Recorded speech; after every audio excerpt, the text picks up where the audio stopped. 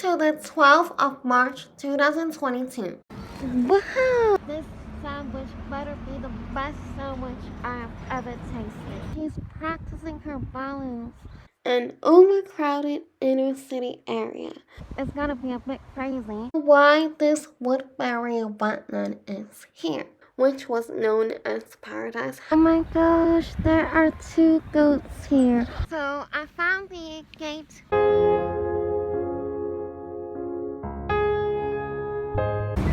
Good morning, everyone. It is now 10 minutes past 10 in the morning, and I have arrived outside of Woodberry Station, and I'm going to walk to Alexandra Park. Oh wow, look at this photo taking spot here.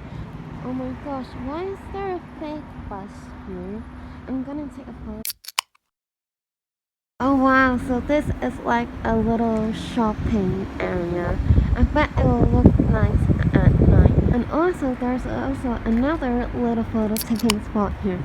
Actually, this kind of reminds me of the Blue House in Hong Kong. I'll pop a picture up on the screen. So I've now arrived at Alexandra Park and Palace, but Google Maps said I still have a bit of walk left, so I'm gonna follow Google Maps. Oh my god, look at this rose family tree. It's so beautiful. I'm gonna take a photo here. Oh, so this is called It's the Palace, and I just asked a passerby where the palace is, and they told me it's that one. And they told me it's actually not a palace anymore. They said it's now an ice skating rink, and there's not much to see inside. So there is actually a rose garden over there.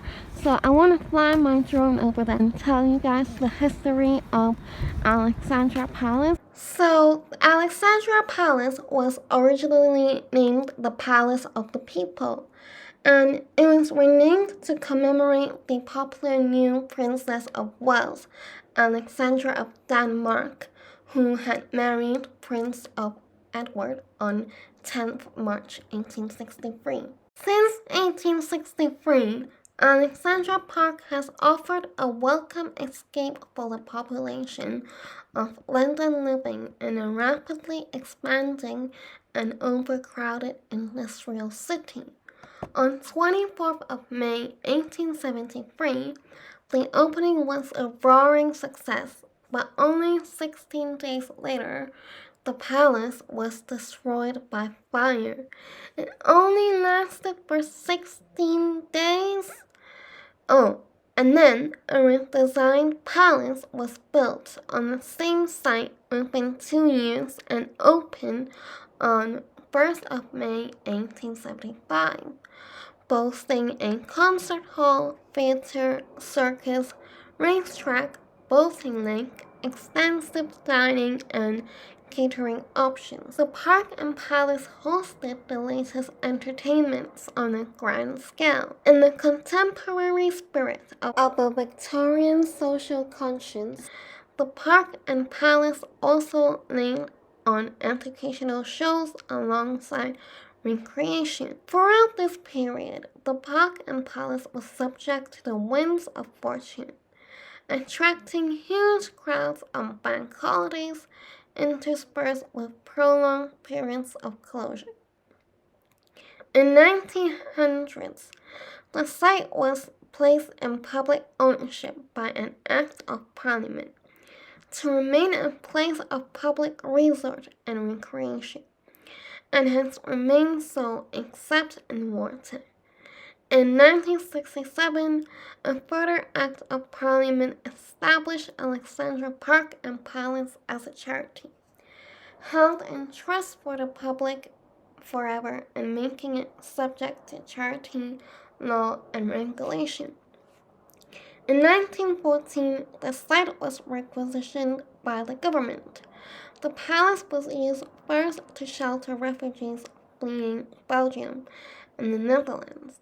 Later, it became an internment camp During the Second World War, the building once again played host to refugees and in 1940 became a staging area for troops returning from Dunkirk. Oh wow, there's a treetop house here. Oh, I think it's like a games area. There's a cafe here. I'm gonna try and take a photo here. Wow! I realized this is actually the front of the palace. Now I'm gonna go to a place called the Max Sandwich. So I've got a 7-minute walk left until I get to Max Sandwich shop. The whole walk was about 44 minutes. And I actually knew about this Parkland Walk, but it says that you can only start from Finsbury Park. Wow, there is a graffiti of a beer here. And I found it. This sandwich better be the best sandwich I have ever tasted. I have decided to go for this Chinese and Thai cuisine in the end. It's just opposite Crouchhill Station because it was quite expensive for the sandwich. It was like £10.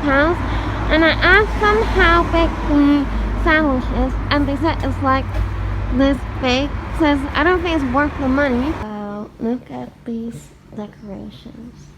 Also, this restaurant is way less crowded. There's like no one here, so I feel more comfortable eating in.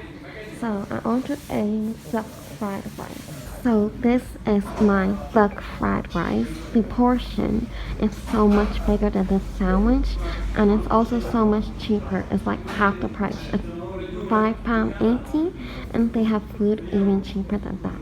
I'll let you know what it tastes like. So I finished all my duck fried rice. It was actually quite tasty. So I would recommend you guys to come here. So I'm now walking to Stroud Green Market, and there's some really cool graffitis here about mint and butter. Came into this shop. I think it's called Pretty Shiny Shop, and this quote is so true though. And then there are also some really cool notebooks here, but unfortunately I already have a lot of notebooks, so I don't need to buy any of these. According to Google Maps, I have arrived at Stroud Green Market, but I reckon it was the street that I was on, like where I showed you the Pretty Shiny Shop. So now I think the next destination is Stroud Green Road. I think it's just a road though. If there's anything interesting, I'll film it. If not, I'll film the very next destination. So this is my next destination. This is the Park Theatre Cafe and Bar. I'm gonna go inside to let you see what's inside. So there are 2 floors here, and they are both restaurants. Oh, it's just a creative learning floor. So I'm now on Seven Sisters Road, and according to Google Maps, I have arrived, but I can't see the park.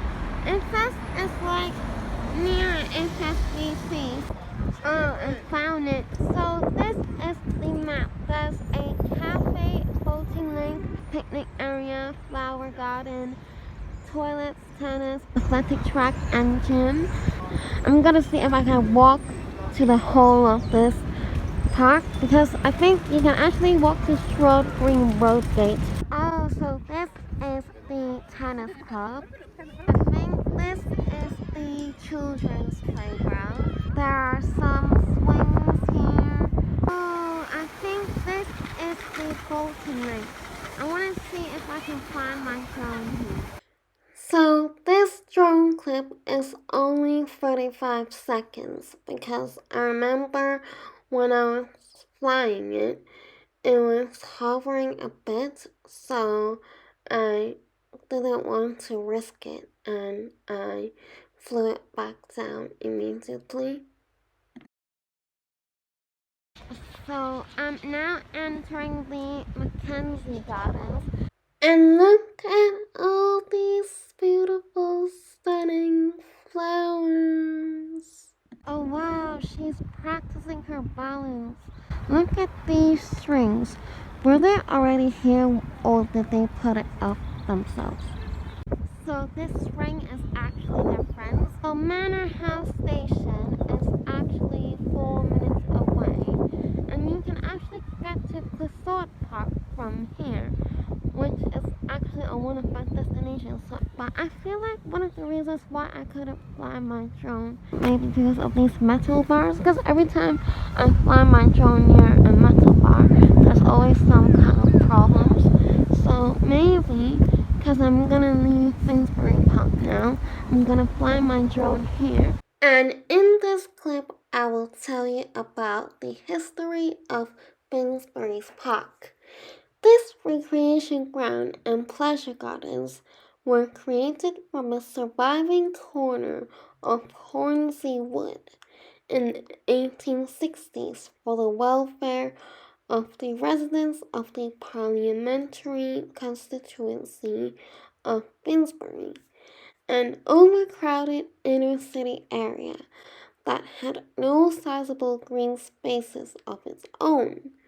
The constituency and the park lay at opposite ends of Allington Parish, and the parochial trustees were instrumental in persuading the Metropolitan Board of Works to finance the project.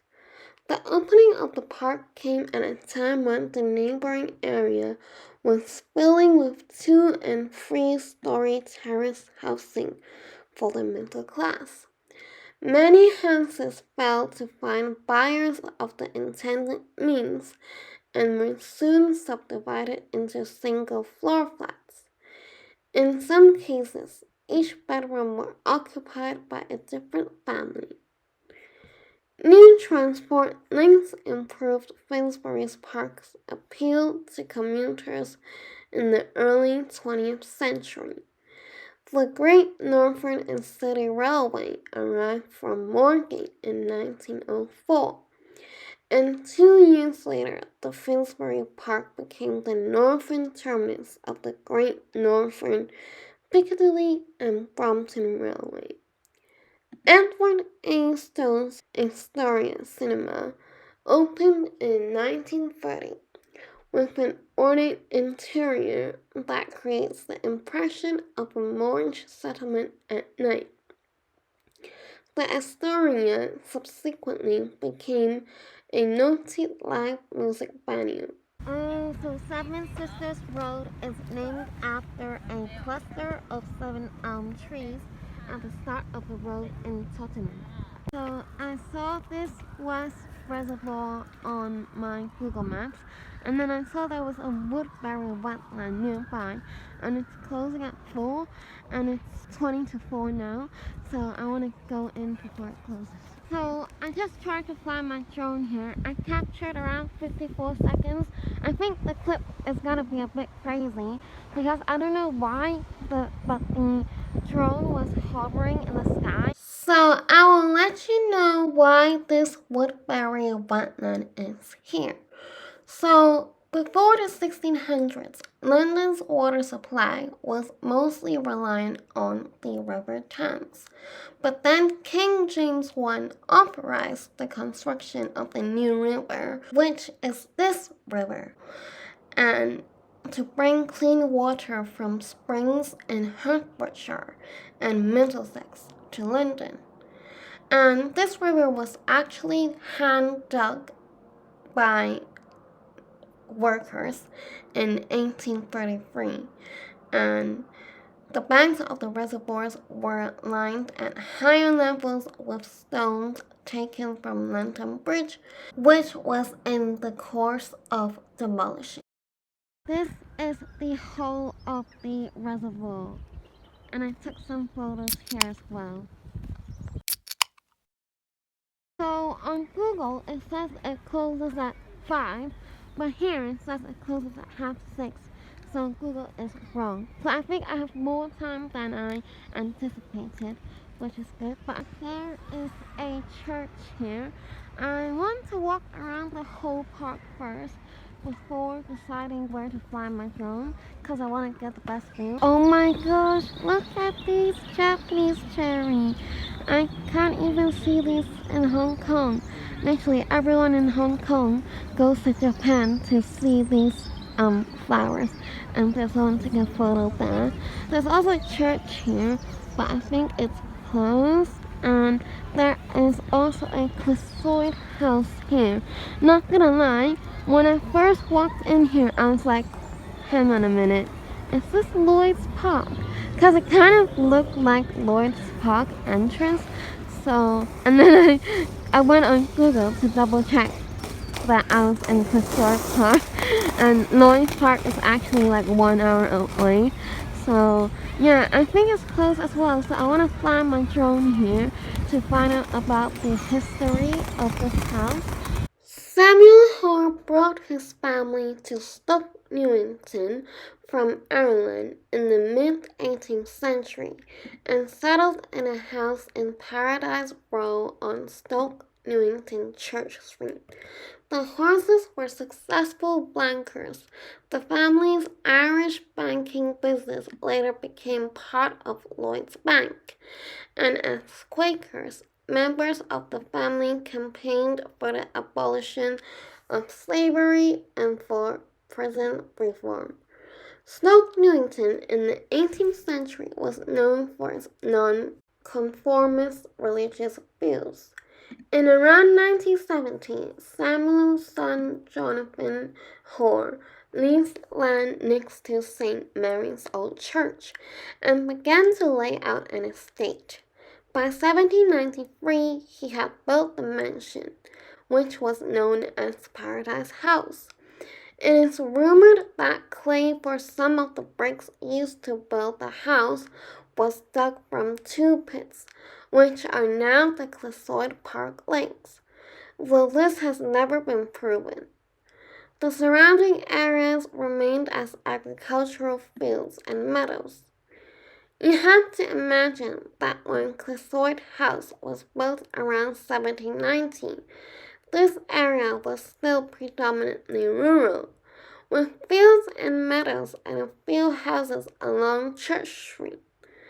The Parkland area, which later became Clissold Park, was enclosed by the New River and was a grazing area called Newington Common, and the area around the ponds was woodland. At the time Paradise House was built, it would have looked pretty impressive. Perched on its mount surrounded by open land, the ground here was built up into a carriageway. Oh my god, there are so many stairs here. That's how many? 6 stairs. You don't need to go to Richmond Park anymore. You can just see these. And I learned the first stair that was given to them is a red stair, and it was given to them from Woodberry Park. I'm gonna keep walking around this path. Oh my gosh, there are 2 goats here, one white and one black one. And I learned that goats have coats made of hair. They are not usually waterproof, and because of this, they do not like to be in the rain. And I also learned that goats of female and male has beards. When I saw this tree, I instantly recognized that it is a willow tree because I remember seeing it in another park, but then they were dark green in another park. So what I wanted to ask is, do they change color throughout the season? And also, I saw these really beautiful flowers. These are called primroses. All of them are called primroses, and that is called a spruce tree. And I want to take a photo here. Wow, there's some plums, cherries, and alleys here. I want to take a photo here. I am back at the start, but I'm gonna walk around one more time because I know that it is quicker to go to Canon-bury from the other side of the entrance, and I think I still have time to do that. So I found the gate that takes 40 minutes to get to Canon-bury Station, and the time right now is actually 3 minutes past 6, and the sunset time is 6. So hopefully by the time I get to the tube station, it's just gonna... And I finished all the destinations. So if you enjoyed my vlog, don't forget to subscribe, like, share it with friends, and comment down below to let me know if you actually ended up going to any of these places because of my vlog. And I will see you all with another traveling vlog or music related video. Bye!